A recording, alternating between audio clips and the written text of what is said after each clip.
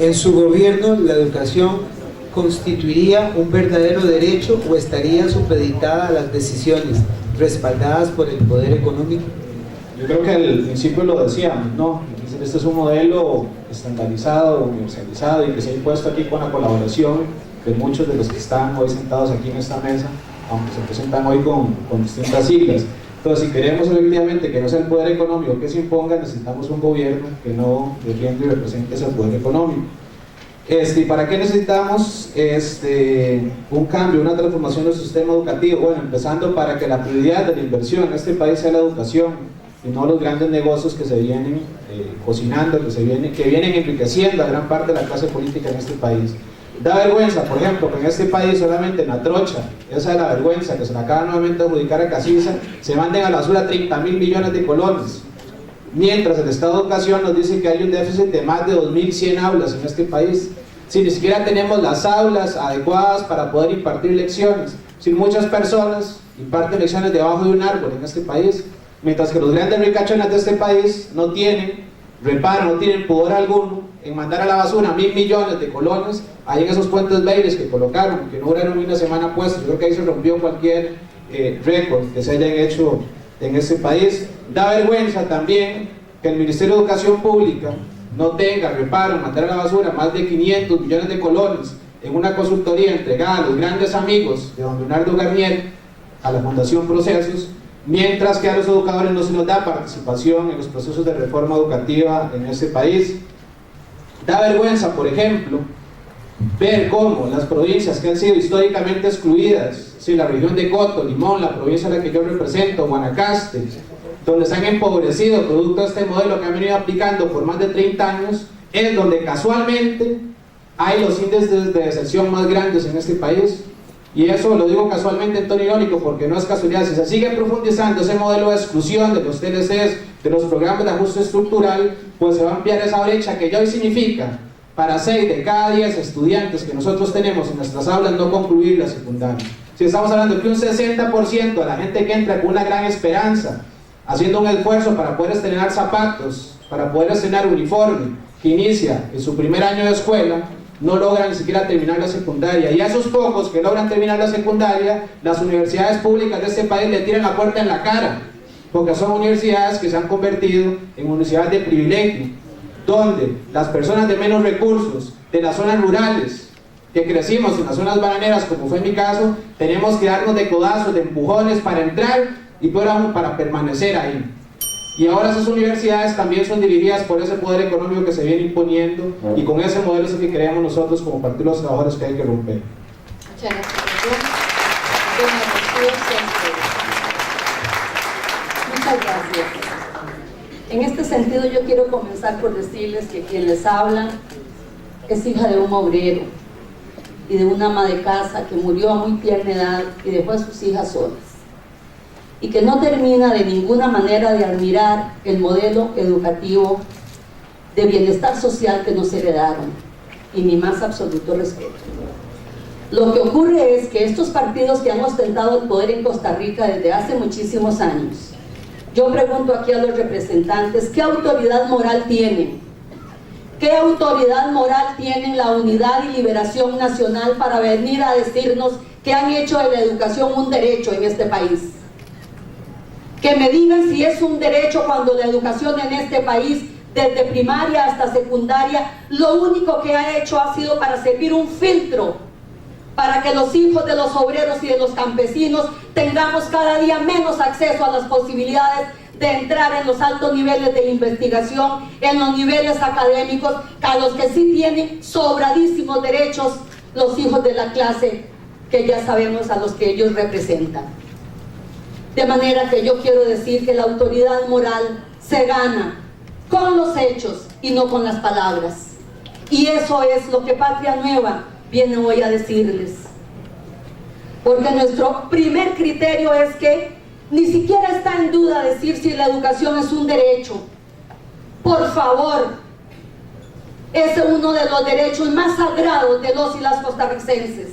Es el derecho porque el que vamos a luchar en las calles y tenemos que hacerlo, porque de todos modos yo creo que en este país ya no queda otro espacio de lucha si no es las calles de este país. Y díganme ustedes de qué otra manera vamos a luchar los que estamos siempre debajo del poder económico y político, si no es dando y gritando nuestra palabra. Por eso la educación nosotros no la podemos entender si no es mediante un derecho. Y nuestra propuesta integral educativa lleva por nombre una educación para la vida. Ya no más maestros como profesionales de segunda clase. Ya no más profesores como profesionales de segunda clase.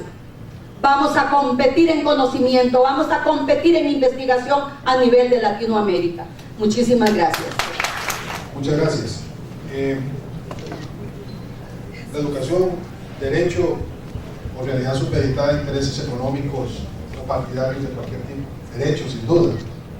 Eso lo saben las y los educadores que a lo largo de muchas generaciones, desde diferentes ámbitos, a veces en la calle y muchas otras veces en las aulas, construyendo pensamiento, generando conocimiento, hicieron posible que este país sea lo que hoy es. Mi abuelo Zapatero no fue a la escuela, solo firmaba. Papá solo fue a la escuela primaria.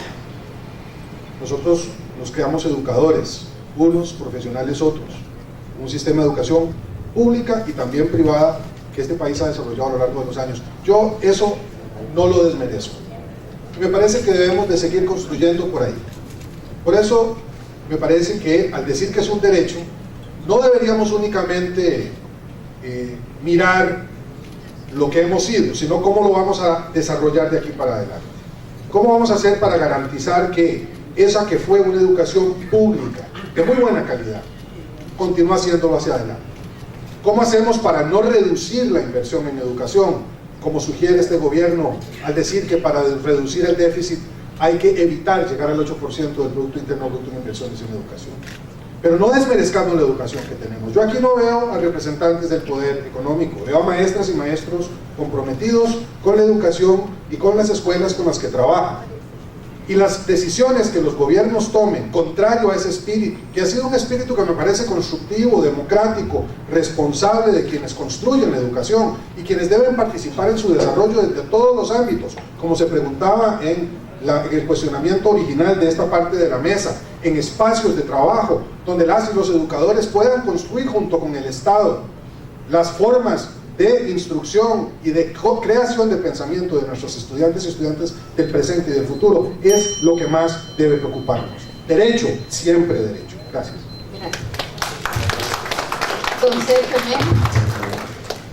Gracias.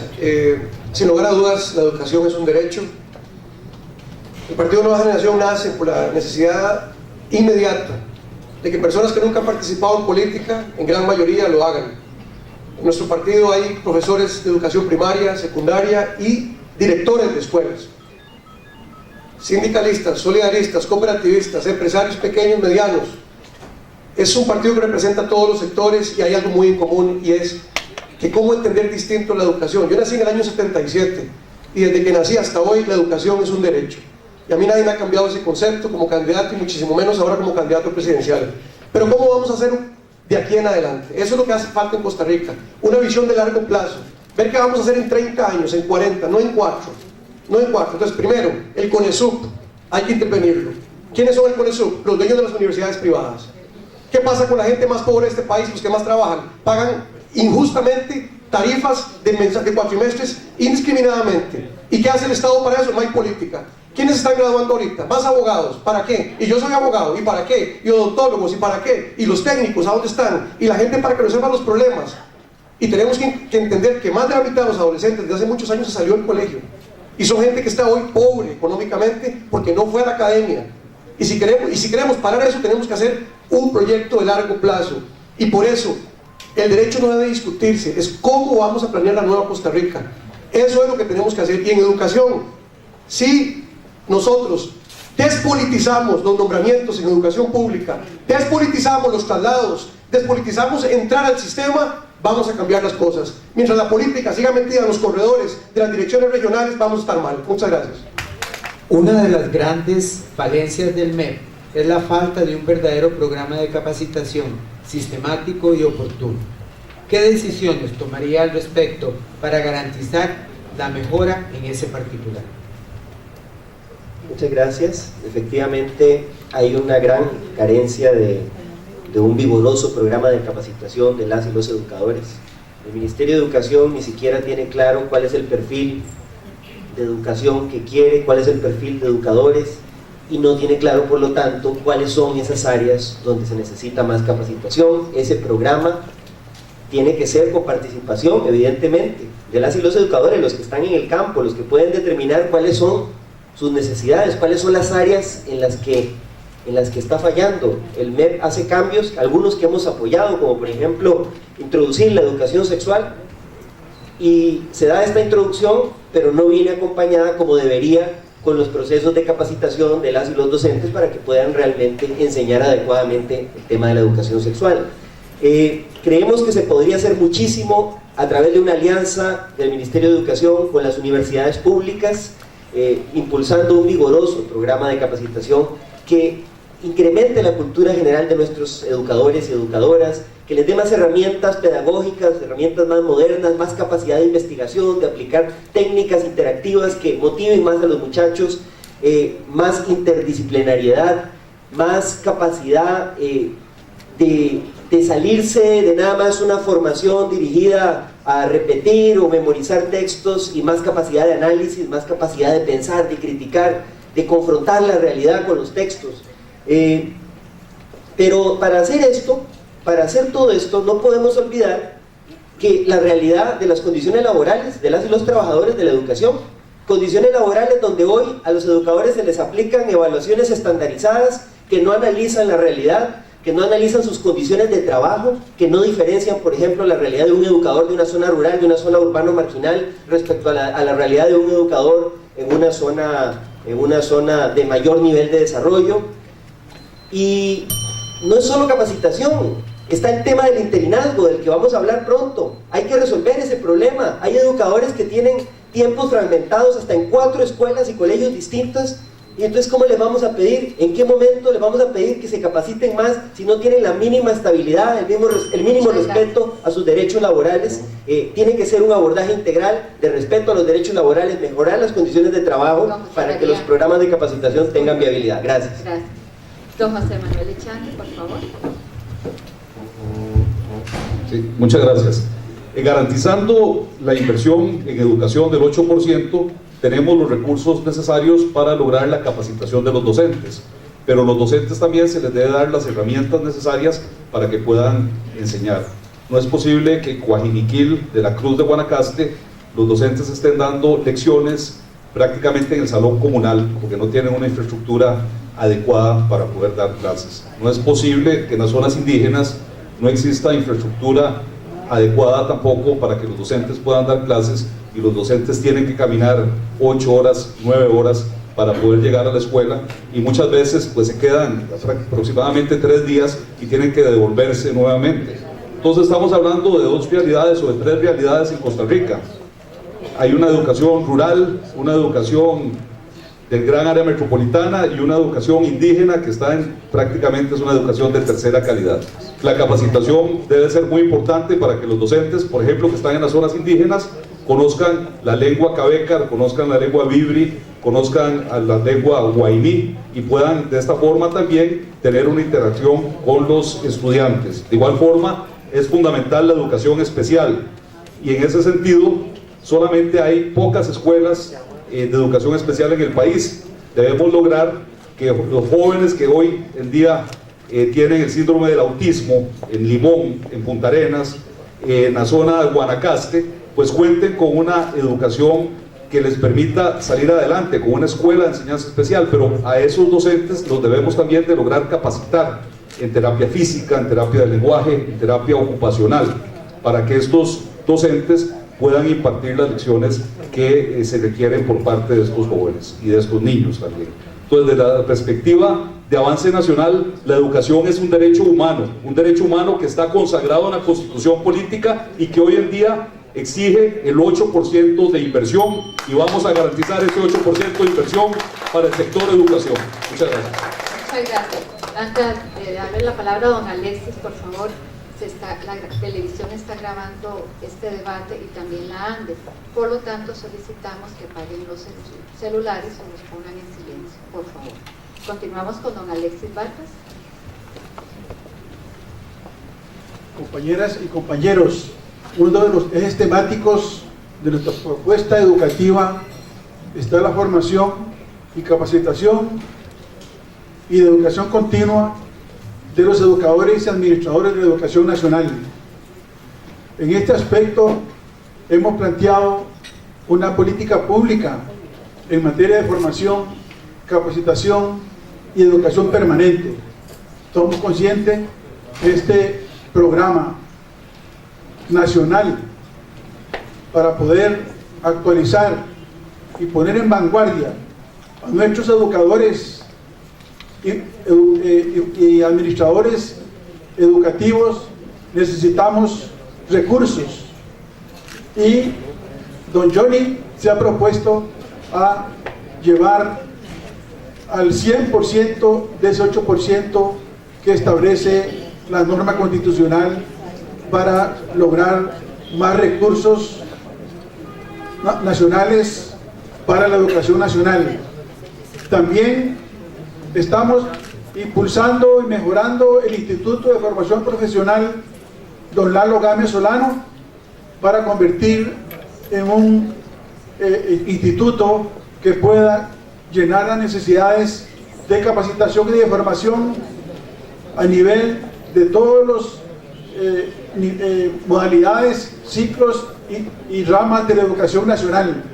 En este sentido, el partido tiene muy claro, y esto ha sido consultado por las bases, ya que hemos tenido 3 etapas de consulta y de participación en los últimos 12 meses, para poder tener la opinión versada, autorizada, real y objetiva de los educadores de las 27 regiones educativas del país, que han dado sus propuestas en los foros regionales que hemos conformado a lo largo y ancho del país, de tal suerte que aquí tenemos ese reto y es un compromiso nacional.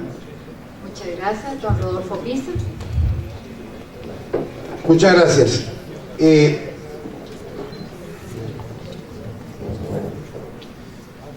primer lugar, como compromiso de orden general, obviamente lucharemos por mayor autonomía de los centros educativos, por mayor poder de los maestros y de los profesores y profesoras en las aulas, por mayor poder de los padres de familia y mucho menor poder del ministro de Educación. Obviamente ampliaremos las posibilidades de las juntas de educación, y si hemos de darle mayor poder a los maestros y a los profesores en las aulas, obviamente habremos de apoyarlos, acompañarlos para que se puedan capacitar permanentemente, no como esquema de evaluación, sino como esquema de acompañamiento, de fortalecimiento y de capacitación. Por supuesto que habrá también que acompañarlo con la inversión en infraestructura, específicamente en las aulas, o especialmente en las aulas y en los baños escolares. Habremos entonces de apoyar la educación continua, la educación y en los acuerdos con las universidades públicas, de manera que nos permitan a todos los educadores, desde Coajiniquil, para seguir con el ejemplo de José Manuel, hasta Talamanca, desde Barra del Colorado hasta Golfito, o desde Nandayure hasta Limón.